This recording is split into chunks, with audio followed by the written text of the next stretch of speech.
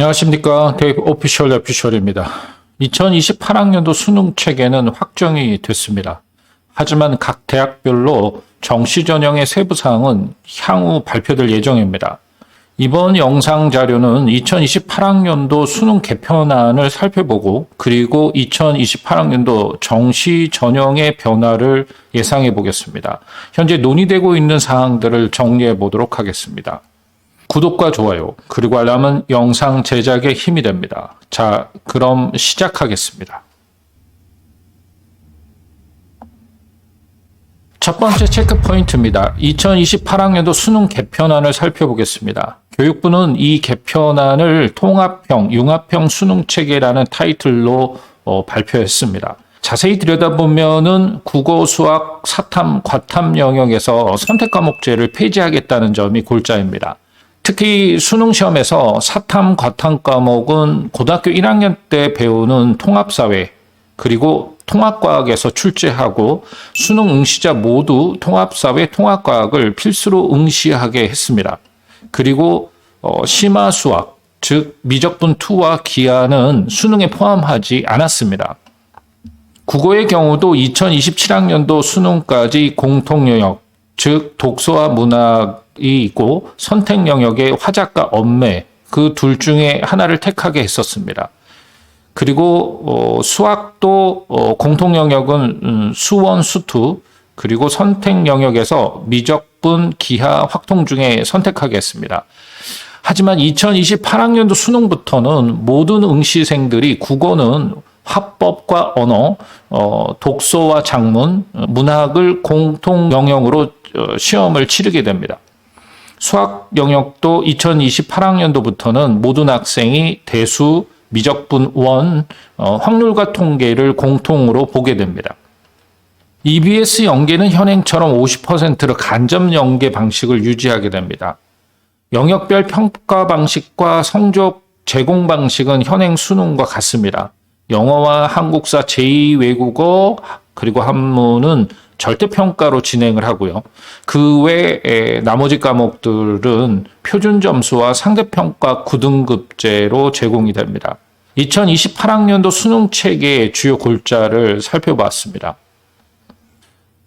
2027학년도까지 진행되는 수능 체계와 2028학년도 수능 체계를 비교해 볼 때 우려의 목소리가 많습니다. 그 핵심적인 우려는 자연계 최상위권 변별이 어렵다는 점입니다. 그 이유로는 2028학년도 수능에서는 심화수학, 즉 미적분 또는 기하가 아예 출제 범위에서 제외되었다는 사실과 탐구 과목도 통합사회 혹은 통합과학으로 전환되어 버려 과탐2 가산점 제도 같은 것들이 사라져 버렸습니다.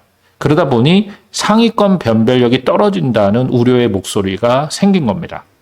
결국 정시에서 수능 성적만으로 선발하기 어렵다는 우려의 목소리가 나오고 있습니다. 두 번째 체크 포인트입니다. 2028학년도 대입 정시 전형의 변화를 예상해 보도록 하겠습니다. 첫 번째 체크 포인트에서 살펴본 것처럼 수능에서 선택 과목을 폐지하고 국어, 수학, 탐구 주요 과목이 모두 공통 과목으로 응시할 뿐만 아니라 출제 범위도 줄어들면서 변별력 확보가 어려워질 것으로 예상됩니다. 이렇게 2028학년도 대입 개편안이 확정된 상황에서 가장 유력한 변화는 내신을 정시에 도입하려는 방법입니다. 서울 및 수도권 대학들은 정시 전형에서 40% 선발을 유지해야 합니다. 이런 상황에서 정시 선발을 진행해야 하는 대학들은 변별력 확보 대책으로 내신 도입을 고민하고 있습니다. 교육부 장관도 내신 도입에 대한 발언을 했습니다. 우선 대입 현장과 언론에서 언급되는 정시 전형의 변화는 수능과 내신이 혼합된 형태입니다. 2025학년도 정시 기준 현재 수능 100%가 대부분입니다.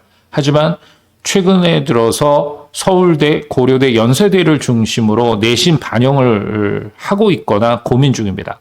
수능 80% 플러스 내신 20%의 형태가 서울대와 고려대를 중심으로 이미 시행이 되고 있고요. 연세대는 내년부터 도입을 예고하고 있습니다.